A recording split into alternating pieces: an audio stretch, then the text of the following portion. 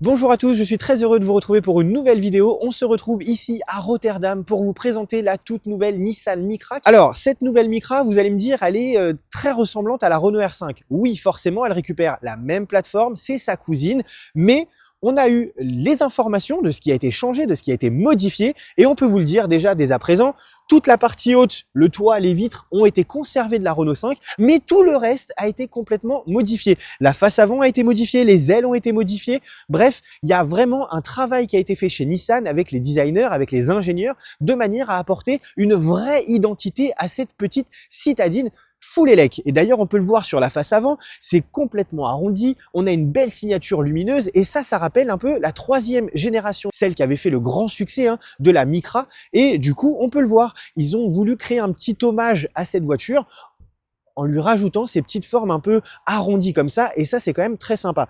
On notera également ce côté un peu premium que Micra récupère aujourd'hui, cette petite partie laquée, on le voit sur les citadines, globalement, normalement, on a ces petites parties basses, que ce soit les arches de roue, que ce soit les bas de pare-choc ou au niveau des bas de caisse, en général, on est plus sur des parties un peu plastique dur, plastique standard, et ben là, sur la Micra, on se veut être premium, et donc, c'est sans consensus que cette finition est appliquée à l'ensemble des modèles de la Micra, de l'entrée de gamme à la plus haute gamme, vous allez bénéficier de ces petites parties laquées. Et ça, c'est quand même plutôt sympa quand on sait qu'aujourd'hui, on a quand même beaucoup de plastique. On va faire le tour global de la voiture parce que regardez, on a ces petites arches de roue ici qui ont été creusées un peu comme ça c'est quand même vraiment sympa, un peu à l'image finalement d'une cuillère à glace qu'on viendrait comme ça gratter dedans. C'est ce qui nous a été dit par Nissan et j'ai trouvé l'image très sympa. Et à l'arrière, c'est pareil, on a une vraie identité de la Micra puisque vous allez voir, on conserve ce côté arrondi, on conserve un peu cette ambiance au niveau de la signature lumineuse, ce bandeau laqué ici aussi, et franchement, elle a quand même une belle petite bouille. Alors oui, on est sur la même plateforme que la R5, mais globalement, on va pas se mentir, la Micra, elle a quand même une vraie identité. Alors, on vous donnera tous les détails, mais on peut déjà vous dire que la voiture, pour son lancement, va bénéficier d'une offre à partir de 179 € par mois pour les clients fidèles de la marque. Et pour les clients moins fidèles, ou en tout cas les nouveaux clients de chez Nissan, ce sera 199 € par mois. On est quand même, les amis, en dessous de 200 € pour une citadine full élec avec autant de prestations parce que oui, elle dispose de beaucoup de prestations. On a de la connectivité Google, on a de la connectivité Nissan avec une vraie application et ça, on vous le donnera bien en détail quand on va vous montrer l'intérieur de la voiture. Allez, je vous propose qu'on aille à l'intérieur parce que franchement, ça vaut le coup d'œil. Avant de vous montrer l'intérieur, Yann va ouvrir le coffre parce que c'est 326 litres, je crois, de mémoire. On vous montre un petit peu, c'est quasiment le coffre le plus grand de sa catégorie, de son segment. Donc on a un câble type 2, on a un câble V2L qui est fourni également, donc il se trouve en dessous parce qu'on a un rangement en dessous. Hop, on va essayer d'ouvrir, voilà. Et donc on a le V2L qui est là, qui est fonctionnel et qui est du coup de série, de ce qui nous a été dit par Nissan, c'est de série. Et regardez, petit détail, le Mont Fuji ici qui est mis dans le coffre, quand vous ouvrez le coffre de votre Micra, vous avez le Mont Fuji qui est dessiné ici. Allez, on va passer à l'intérieur de cette petite Micra. Je vais donc m'installer à l'arrière de cette Micra pour commencer. Alors déjà, ce que je constate, et moi ce que j'aime bien, c'est l'angle d'ouverture des portières. Vous pouvez le voir, on a une très belle ouverture de portière. Et ça, c'est plutôt pas mal parce que la voiture, on nous l'a dit, il y a 5 vraies places à l'arrière. Donc forcément, on va pouvoir mettre les enfants, etc. Et donc c'est important de pouvoir bien se positionner à l'intérieur du véhicule, de pouvoir bien installer les enfants. Et quand on a une belle ouverture comme ça, c'est quand même beaucoup plus pratique. Moi, je vais m'asseoir. Le siège est réglé pour Yann, puisque c'est Yann qui prend le volant. Yann est un peu plus grand que moi, il faut le dire. Et je suis assez surpris. Honnêtement, je vais pas vous mentir, je pensais vraiment que mes genoux allaient toucher. Alors, il n'y a pas grand-chose, on a l'équivalent de 2 doigts, voilà, c'est tout. Mais les genoux ne touchent pas, et ça, c'est quand même important, il faut le souligner. Alors, on va fermer la porte, on va voir. Au niveau du montant, c'est pareil, on est plutôt bien installé, on n'a pas le montant dans la tête, donc ça, c'est bien. Pas d'accoudoir central, mais bon, on est sur une citadine. On va voir ce que ça donne sur la place du milieu, forcément, il faut qu'on teste. Alors, sur la place du milieu, c'est plus compliqué. C'est plus compliqué. On a 5 vraies places, oui, données par Nissan, mais la place du milieu, c'est pas une place pour un adulte. Ou alors un adulte d'1m40, 1m50, je sais pas. Mais en tout cas, moi, je peux pas. Mes jambes ne passent pas, j'ai les pieds complètement en travers et je peux pas globalement m'asseoir confortablement. En revanche, si on me dit 4 vraies places, là, je dis oui, sans problème. Là, regardez les panneaux de porte. On a un paxon Harman Kardon. Alors c'est dommage parce que c'est pas du tout mis en valeur à l'arrière, ça l'est un peu plus à l'avant, mais là à l'arrière on a aucune information comme quoi qu'on a le Harman Kardon. Le panneau de porte, c'est un peu dommage. J'aurais aimé un peu plus de matériaux, un peu plus de choses sympas. Quand on voit au niveau de la sellerie ce qui a été fait, c'est quand même plutôt quali, plutôt joli. Hein, c'est du cuir synthétique. On a des matériaux recyclés, c'est quand même très quali. Mais au niveau des panneaux de porte à l'arrière, on est un peu sur du plastique standard. C'est un petit peu dommage. J'aurais aimé qu'il y ait un effort de ce côté-là. Allez, on va passer à l'avant. C'est quand même plus intéressant. Ce qui vous intéresse, c'est forcément l'avant, le volant, le tableau de bord, les sièges. Bref, on s'assoit, on est bien installé. On a fait les tests, on a déjà roulé avec la voiture. Je vous avoue que les sièges sont assez enveloppants. On a un bon maintien au niveau des dossiers. On a une belle sellerie, hein, on vous l'a montré. La sellerie est quand même très quali, c'est assez joli. On a des beaux maintiens ici au niveau des dossiers. Pareil au niveau des assises. Donc ça, c'est plutôt pas mal. En revanche, on regrettera quand même, sur une voiture à plus de 30 000 €, j'aurais aimé personnellement un pack élec pour les sièges, c'est quand même plus sympa, d'autant plus que la manette pour régler le dossier, elle est quand même assez cachée derrière, c'est pas forcément évident au premier abord. En revanche, au niveau de la planche de bord, c'est quand même plutôt sympa, c'est assez quali, on a des beaux matériaux qui ont été mis, donc ça c'est plutôt cool. Du laqué ici sur les aérateurs, on a deux beaux écrans de 10 pouces. Alors c'est un peu dommage parce que sur les autres véhicules de chez Nissan, on a des écrans de 12 pouces, donc ils auraient pu peut-être faire un effort et nous mettre les écrans des autres véhicules de chez Nissan. Bon, il s'avère qu'on le sait, c'est la même plateforme que les R5, donc il faut faire un peu d'économie. On récupère la même plateforme au niveau de l'instrumentation. En revanche, il y a des modifications qui ont été apportées au niveau finalement des interfaces, puisque on nous l'a dit, par rapport à l'affichage de chez Renault, ça leur plaisait pas, et donc ils ont fait un travail sur ça. Ils ont changé quelques fonctionnalités au niveau de l'affichage, au niveau du soft, et donc voilà, c'est un peu plus à l'image de Nissan. Mais regardez, on a finalement toutes les fonctionnalités ici avec Google, on a les applications, on a des jeux, voilà, globalement c'est assez fluide, assez fonctionnel. Apple CarPlay, Android Auto, on a la partie du Bluetooth, de la connectivité, la partie de configuration du véhicule avec les différents modes de conduite, un mode éco, un mode normal, un mode sport, un mode personnalisé. On a le menu électrique avec la consommation, la gestion des programmes, etc. Vous avez la climatisation ici en raccourci. Vous pouvez avoir quelques fonctionnalités ici, mais attention, pas tous, puisque toute cette partie-là ici ne fonctionne pas en tactile, cette partie-là non plus, c'est uniquement avec les boutons qui se trouvent ici. En revanche, vous avez les sièges chauffants en tactile ici sur l'écran, la gestion là pour allumer la climatisation ici, le volant chauffant ici également, et la partie des médias qui se trouve ici. Globalement, c'est assez fonctionnel, assez fluide, donc sur ça, vraiment, rien à redire. La connectivité Google, et on vous le dit dans cette présentation, elle est offerte pendant 5 ans. Au niveau du volant, c'est pareil. J'ai bien aimé la prise en main du volant avec, on a un beau volant cuir perforé, on a de belles fonctionnalités ici, c'est assez fluide.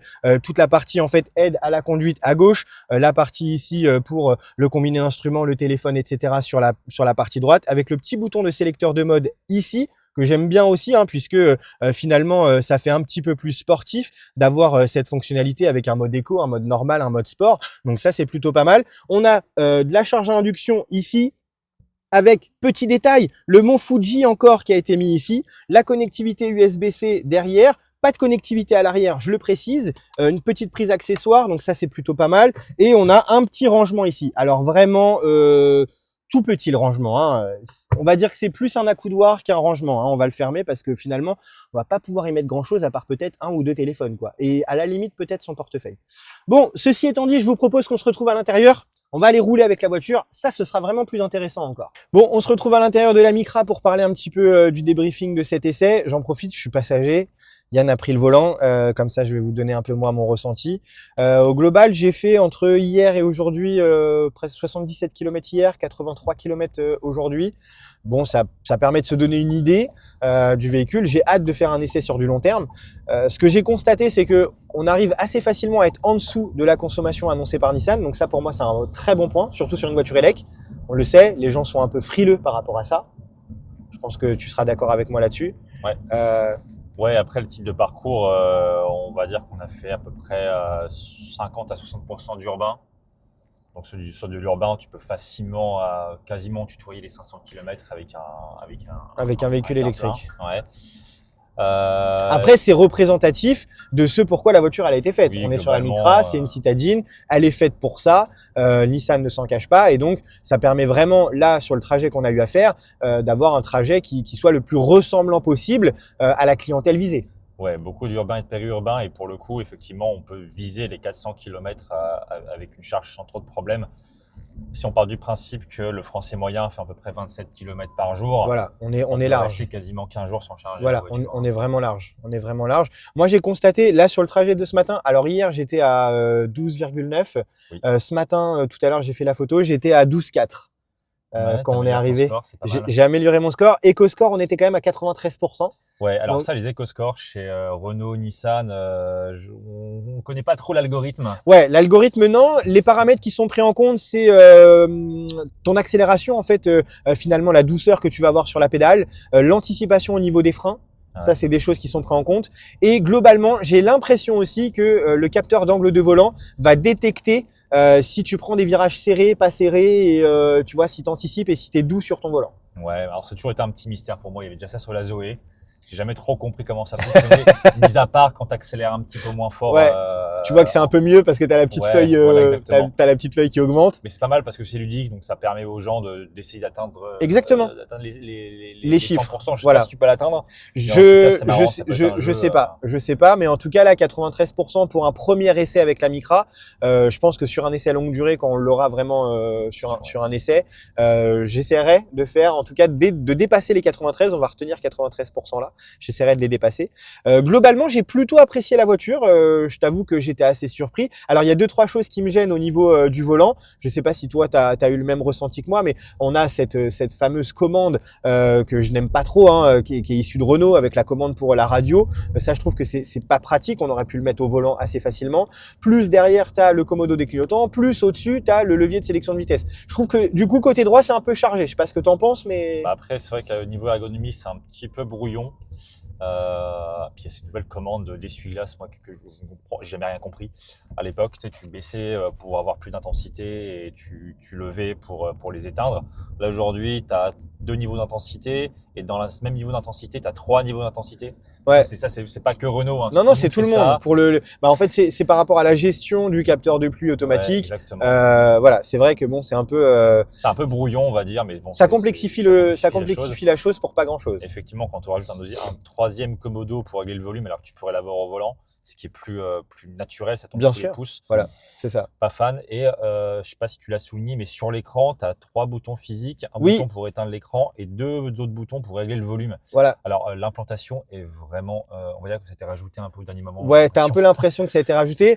En revanche, quand tu es sur certains menus et que t'as pas la fonctionnalité des raccourcis pour revenir sur le menu Home, eh ben tu peux te servir de ces petits boutons physiques pour revenir sur le menu Home. Ouais. Donc bon. Mais effectivement, l'implantation, t'as un peu l'impression qu'ils se sont dit, on a des boutons qu'on a oubliés, où est-ce qu'on va les mettre? C'est étrange parce qu'en voilà. plus, tu as la place pour faire une espèce de petite Oui. cascade de boutons là. Mais C'est ça, exactement. Sous la commande de chauffage, on a la possibilité d'avoir des petits boutons physiques également. Ça n'a pas été fait, donc c'est un peu dommage, mais bon, globalement, écoute, voilà. Hein. Harman Kardon d'origine. Sur la Micra, ça c'est plutôt pas mal parce que c'est vrai que globalement sur les citadines, on n'a pas un niveau d'équipement qui est toujours fou. Alors, de série sur la version la plus haute, hein. C'est la 36 000 €. Oui, bon bah, Ouais. Harman Kardon quoi, faut payer, tu vois. Non, mais c'est déjà pas mal de l'avoir de série sur la version la plus haute. Oui, parce qu'ils auraient pu le mettre Globalement, en d'option. option, ouais. Voilà, ils auraient pu le mettre en option, c'est pas le cas, donc au moins on peut le souligner. Parce que c'est quand même plus agréable d'avoir un son un peu de qualité, hein, quand même maintenant. Il y a beaucoup de constructeurs qui font l'effort d'avoir des sons de qualité dans les voitures. On a quand même plus de connectivité, on a tous les services de musique, toutes les plateformes de musique, etc. Donc forcément, beaucoup plus de gens maintenant écoutent la musique plutôt que la radio. Et donc c'est vrai que d'avoir un pack son de qualité, c'est quand même plus agréable. Après, à la conduite, moi ce que j'ai remarqué, c'est que pour une fois, on a des vrais niveaux différents sur les différents modes de conduite. Ah, c'est un peu répétitif ce que je viens de dire, mais tu vois, j'ai vraiment trouvé la différence entre le mode sport, le mode éco et le mode confort. Déjà au niveau du volant, donc au niveau de la réactivité de la pédale, ça se ressent tout de suite. Ça, je pense que tu as dû le remarquer. Sur le mode éco, la pédale, voilà, on est vraiment sur une accélération beaucoup plus linéaire, beaucoup plus souple. Or, en mode sport, on a un peu cet effet on-off. Alors, Bah, tout à fait, hein, on est quand même sur la version la plus haute, 150 chevaux, donc ça reste quand même limité. Mais globalement, tu sens quand même une vraie différence on-off entre le mode sport et le mode éco. Et après, c'est pareil, la puissance est bridée également sur le mode éco. Et là où moi, ça m'a frappé le plus, c'est dans le volant, au niveau de la direction. Quand tu es en mode éco, tu as vraiment un volant qui est beaucoup plus souple. Tu vois, tu te sens une conduite vraiment urbaine, en ville, manœuvrée, etc. Et quand tu te mets en mode sport, bon bah là, tu sais que tu peux sortir de la ville, faire un peu de route de campagne, un peu t'amuser sur les routes de campagne. Tu as un volant qui est beaucoup plus ferme, avec une direction un peu plus précise. Je sais pas si tu as ressenti C'est ça. vrai qu'il y a un petit effet karting sur cette voiture. Et ce qui est amusant, c'est qu'en plus, la Micra, je trouve qu'elle a une petite bouille de Mini, en fait. Ouais, Les Mini Cooper de l'époque, les même, Mini même les Cooper de actuels l'époque. encore, je Ouais. pense qu'il y a une petite inspiration, que ce soit à l'avant et à l'arrière. Et pour le coup, derrière le volant, tu retrouves un peu cette sensation de carte que tu avais sur les Mini, parce que tu l'as de moins en moins. Oui, À cause c'est. de quoi, à cause de... Puis même, Voilà. elles ont vachement rehaussé. Or là, je trouve que c'est vrai que sur la Micra, même si on l'a évoqué hein, au cours de ces 2 jours, on a quand même une voiture qui fait 1,5 tonne. Donc globalement, ça reste quand même lourd pour une citadine. C'est extrêmement Mais lourd. c'est extrêmement lourd. Mais par contre, je trouve quand même que dans le comportement de la voiture, ça se ressent pas vraiment. La répartition des masses a plutôt bien été faite, je trouve. Je pense que c'est un peu galvaudé par le centre de gravité bas des voitures électriques. Je pense que quand tu commences à rouler de manière un peu dynamique, t'as pas, quand même pas mal d'inertie. Alors ça se ressent moins sur les citadines, mais je trouve qu'au freinage, c'est toujours Tu un sens. petit peu Ouais, après, embarqué. tu as vu, hein, les freins, on a quand même pas mal de puissance sur les freins. C'est quand même Ouais. plutôt bien fait. Après, ça reste une citadine. Donc en réalité, ce pourquoi elle est faite Ouais. et ce pourquoi elle est vendue, elle, C'est pas ce qu'on lui demande, effectivement. voilà. C'est pas ce qu'on Tu lui vois, c'est demande. pas ce qu'on lui demande, c'est pas ce qui est recherché par Nissan non plus. Mais on nous a quand même dit à la conférence de presse que la voiture se veut fun et dynamique. Pour le coup, sur une petite conduite fun et dynamique, avec un petit esprit sportif, ça fait le job. Ça, elle remplit son cahier des charges. Après, j'aurais, moi de mon côté, une poil de réticence comme sur la R5 au niveau du confort. Alors, d'une part, au niveau de l'amortissement, que je trouve plutôt assez ferme. Ce qui, évidemment, donne vraiment une voiture plutôt dynamique. Bah voilà, je pense que c'est le Tu peux parti pas pris. conjuguer deux qualités Non, antinomiques qui sont, je pense que c'est le parti pris de Nissan, c'est que ça reste une citadine. Il y a eu un compromis qui a été fait entre le confort et quand même garder une petite voiture fun et dynamique. Mais effectivement, tu peux pas avoir une voiture fun et dynamique et totalement confortable avec un amortissement qui est souple. Ça marche pas. À part sous la suspension pilotée, Voilà. on est sur du passif, donc évidemment, tu peux pas le faire ça indépendamment. En revanche, là où ils ont été forts, c'est que sur l'essieu arrière, on a une double triangulation, ce qui est quand même ce qui est rare, sur ce type de sur ce type de segment, sur la citadine. Tu vérifieras, mais je pense même que c'est inédit sur des petites voitures. Sur la citadine. Triangulation, ouais. Alors, j'aurais envie de te dire oui, mais malheureusement, je te dirais peut-être non, puisque chez les Japonais, c'était un peu monnaie courante dans les années 80-90, puisque sur les et je vais parler d'une autre marque malheureusement, mais sur les premières générations de Civic, c'était déjà comme ça. On avait en fait des bras indépendants et c'était pas un essieu. Sur les Civic, t'es quand même un petit step au-dessus, t'es quand même sur la compacte. Les premières générations de Civic, elles sont plus petites que la Micra. Hein. C'est vrai, il faut moins 4 mètres. Ah bah oui. Hein. Ah ouais, bah écoute.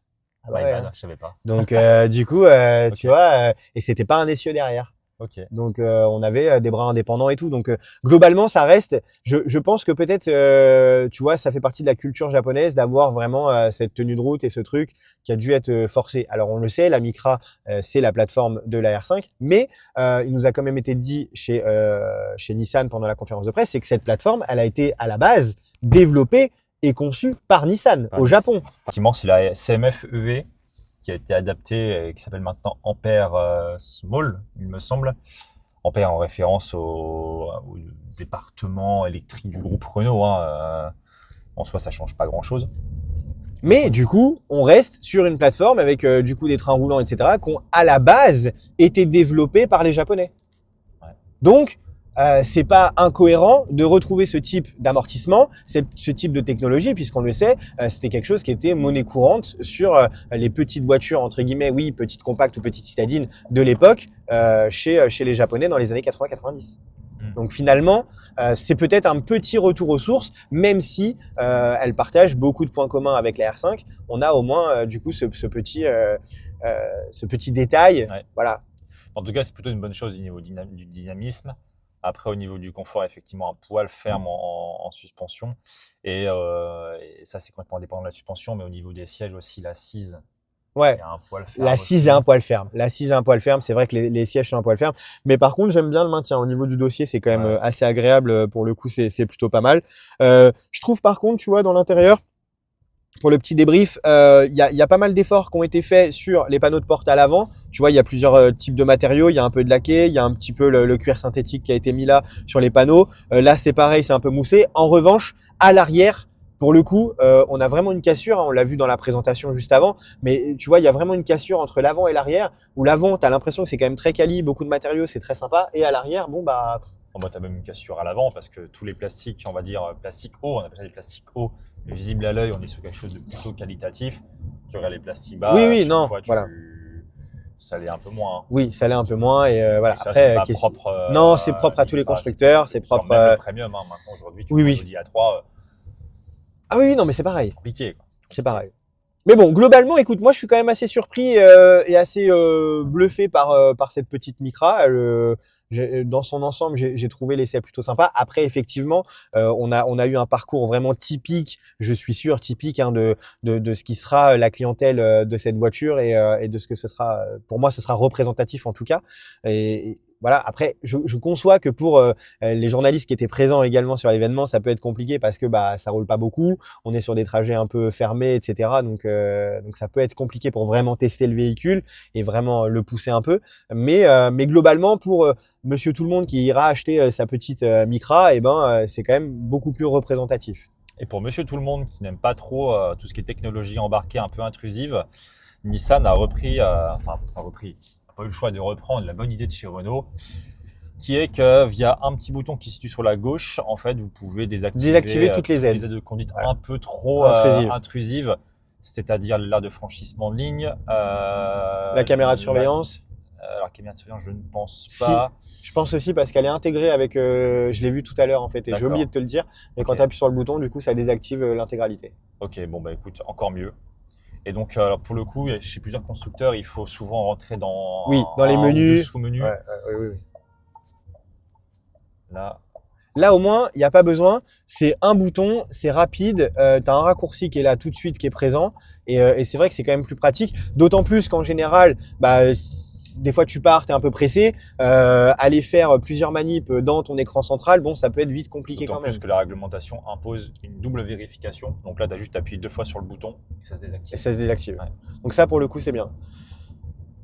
Bon bah voilà, on a fait un petit débriefing complet. On aura bien entendu cette voiture à l'essai sur de la longue durée, donc on vous fera une autre vidéo un peu plus complète avec plus de détails, avec plus d'informations. Au Portugal avec. Écoute, partir au Portugal avec. Je sais pas, c'est pas encore prévu. C'est pas encore prévu avec Nissan. De charge. On a alors non, on va peut-être pas le faire. Mais par contre, la consommation sur autoroute, on n'a pas parlé. Non, on n'en a pas parlé. Alors, limitations de vitesse aux Pays-Bas sont pas aussi élevé qu'en France, si je dis pas de bêtises. Non, c'est 120 au maximum. Ouais.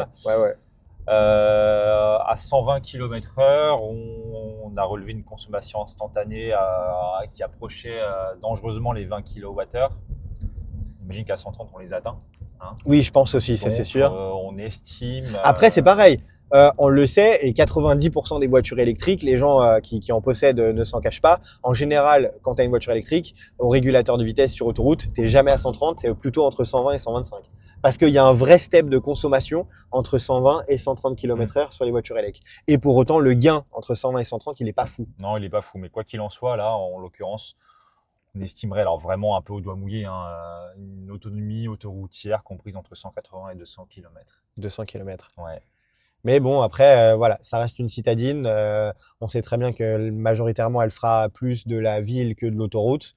Donc globalement, c'est pour ça que on l'a dit tout à l'heure, globalement, elle remplit quand même son cahier des charges. Exactement. Voilà. Et c'est sur ces bonnes paroles que nous allons vous quitter. Et on se retrouvera pour de prochaines aventures, nouvelles vidéos. Donc on vous dit à très vite.